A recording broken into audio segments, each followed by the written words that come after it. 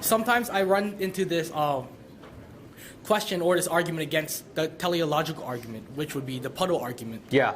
Which claims that the teleological argument, even though it has specifications that ultimately lead up to human life, it seems that through the puddle argument, it's more like it's just an appeal to pathos than it really is to any logic. All right, explain what you mean by the puddle argument.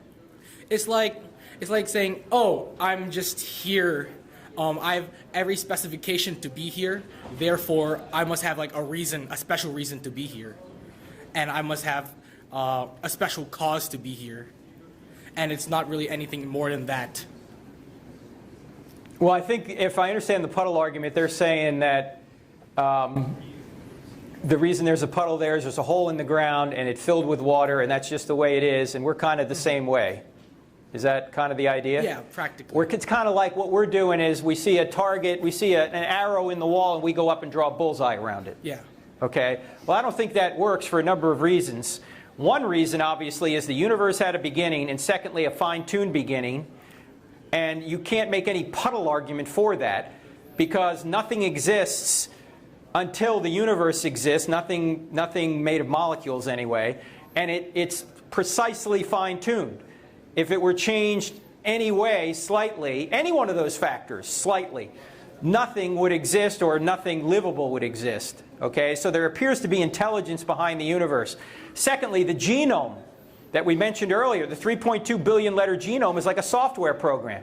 If you're walking along the beach and you see in the sand, John loves Mary, you don't go, gee, the waves made that. Or the crabs came out of the water and made that message in the sand, right? You know immediately that that message must be the product of a mind. In all our prior experience, messages always come from minds. Now that's just a few letters long or a couple of words long. But imagine a message 3.2 billion letters long in every one of our cells.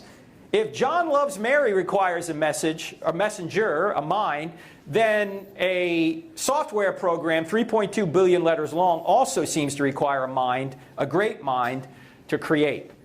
And look, atheists can get rid of the argument from information in DNA by simply answering this question. What natural laws can create messages?